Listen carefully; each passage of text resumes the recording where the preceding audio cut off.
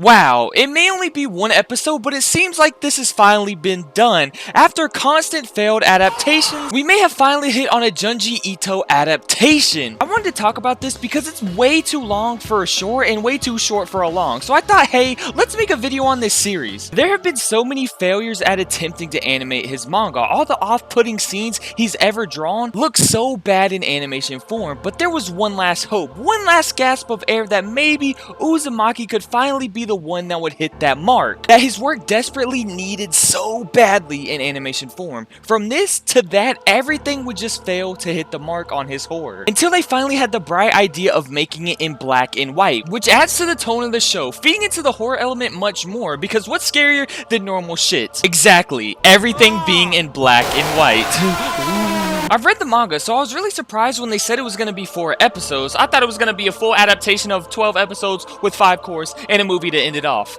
But I was really surprised how fast it was moving. It felt like we went from the beginning of the episode talking about spirals to seeing her boyfriend's dad fully blown into the spiral. Everything seems to kind of be happening around the same time or at the same time after the father dies, because we got Kitty's friend who is slowly diving into the spiral and the mom going batshit crazy because of the spiral. As everything else was going on, I kind of assumed everything was happening on different days because it's broken up by chapters, but now that it's in an animation format, it seems that maybe it's all going on during the same time, making it seem like the spiral effect is having a full-blown takeover, and it's happening faster than anybody could even realize. This shit was just awesome to finally see one of his most iconic pieces of work finally get some justice from the animation, to even the actual horror scenes that he's so good at creating. It really looks like they were ripped straight out of the manga and thrown into animation. It looks unbelievably good. It also uses CGI, which I'm one to constantly complain about CGI because most of the time it doesn't look good, but with the use of it in Girls Band Cry, and the way it's being used during this show, it really makes you warm up to the idea of using CGI when it is used in the right way. And then you have the 2D animated moments, which look so good, once again feeling like this shit is ripped straight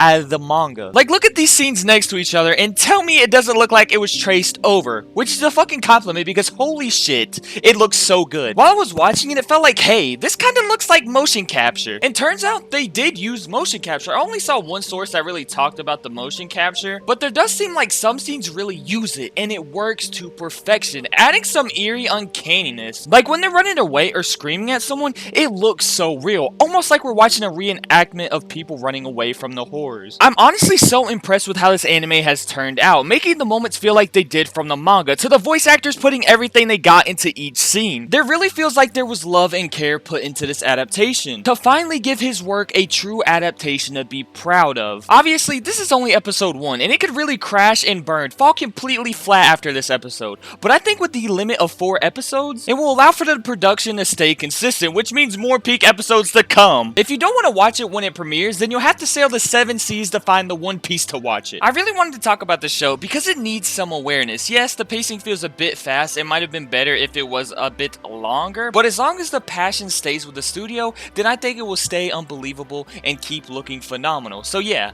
this shit is peak as fuck. So I hope everybody enjoyed. Please go check out Uzumaki.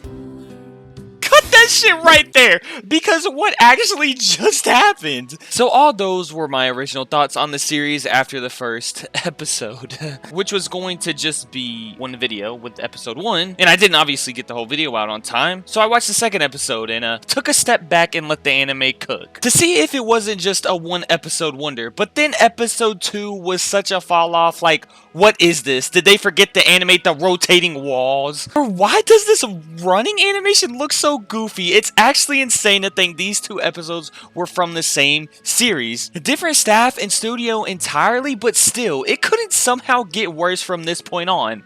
Right? Like, maybe we'll get a delay because they saw that outrage from episode 2. Maybe with the producer coming out and talking about how the only options they had, give us a delay and make us wait so they can make the next 2 episodes look really fucking good. But did they do that? No. They didn't do that, because they dropped episode 3 with the same problems. I don't really know if this was a studio thing or just like a lack of time, because lack of time seems to be what I'm hearing from some little birdies. But like, you can delay the episodes so it doesn't come out looking like this, because this shit needed a delay. They've done it before. Look at last season. Oshinoko delayed some episodes because they weren't done. So what's the issue here? Is the studio that worked on these episodes just forced to throw them out so the other studio could air the show? It kind of seems like one fat mess. One studio made made the amazing looking episodes, the other was forced to be like, hey, here's limited time.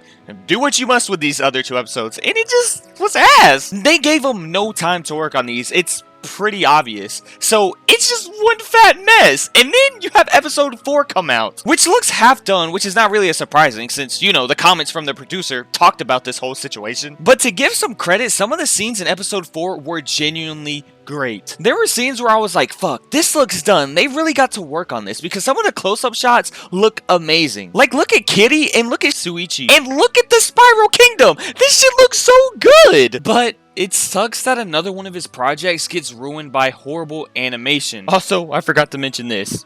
What is this? Terrible planning, and I hate blaming the studio for this type of stuff because they obviously seem to really want to make something good out of this whole thing. But once again, we've seen with so many animated projects, from American-made stuff to the Japan-made stuff, the executives don't give a fuck. And I really don't get it because a property like Uzumaki is one that will make you money back, and I can guarantee that. Because me and so many others love the original novel. Fuck, I made a whole video about it for last Halloween. There is interest from plenty of others for this to work, so why can't there be less forcing stuff out there and more like, oh yeah, we'll give you extra time to put the love and care into this. It really sucks that another one of his works is put out there like this, because I'm not sure what happened with the other 2 series that were put out, but oh boy did those stink it up, like really bad. I remember coming off the Uzumaki manga looking for more, and they had some animes that told some of the stories from the novels, so I watched them like any sane man would. And boy, I don't really know what happened to the production for these other series, but like I said, they stunk it up too. So it really is tragic to see another one fall victim to all this higher up nonsense. I assume they played a big role in pushing it out as it was. They probably pushed it out to the other studios to do episode 2 and 3, because episode 4 does have some of the passion still riddled in there. You can see it, where they have some of the feelings still sitting in the animation,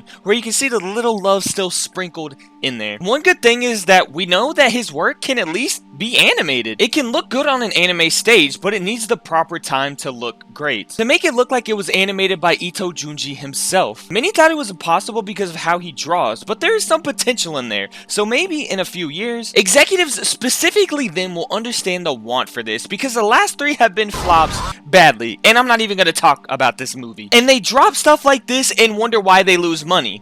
And it really blows my mind. But hopefully in a few years there will be someone in the studio willing to give it time, and will give us the best anime adaptation of these series we'll ever see. And that ain't a hard bar to beat. I think maybe in a few years, we can see what really can happen when they allow time to be given to a show that will make everybody the money tenfold. So I bet the author is sitting at his house rolling in money and laughing his ass off as he watches each anime adaptation studio continue to fumble his properties. Just go get his novel. Not only will you get the original product, but you'll also be supporting the man himself, who provides the great content, and not some goofy ass third party who constantly fumbles like Will Levis, because just like the studio, you got no clue what you're gonna get. Peak or the worst of the worst. Hopefully everybody did enjoy this video. Sadly, like I said, another one of his projects failed, and hopefully this allows executives to be like, hey, maybe we should give some time. So hopefully you did enjoy.